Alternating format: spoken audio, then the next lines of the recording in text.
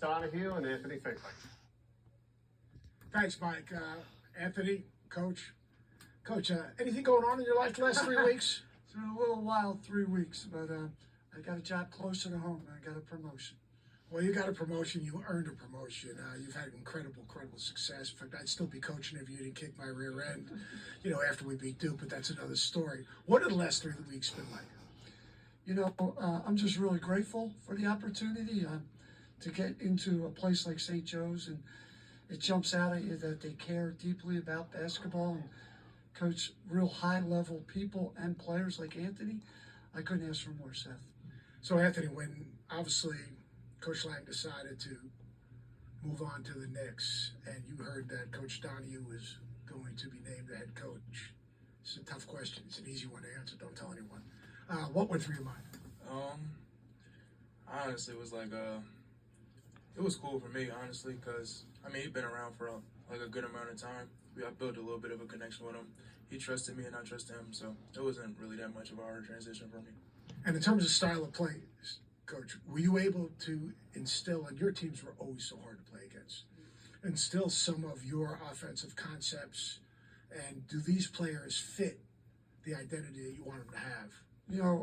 Two things. One, Billy and I talked about this for months. So we did implement a lot of the things I wanted to do on offense in the summer.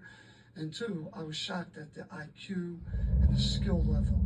There's certain things that aren't identical, but we have length, size, and athleticism that I'm not used to, that I got to learn what I can do with that. When I think of St. Joe's, my brother was an assistant coach at St. Joe's for Coach Lynham, and I know Coach has been by practice. When I say St. Joe's basketball to you, you've been there and you're part of the culture and the identity, like what goes through your mind? I'd say like a gritty team, I would say. A lot of threes is what it used to be, but it's making a turn, I would say, as a more ball movement. Yeah. Well, I think St. Joe's basketball, I think some of the great coaches in history of the game. I think they have an incredible tradition, hard place to play, great players, great coaches, great tradition, and they've got a really, really terrific basketball coach right now, Coach Donahue. So I'm excited to watch the Hawks, because the Hawks will never what?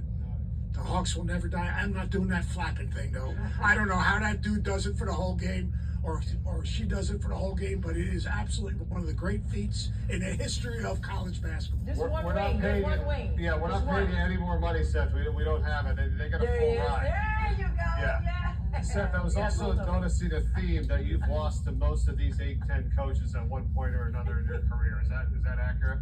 I love it. I love it. I thought it was just going to be one.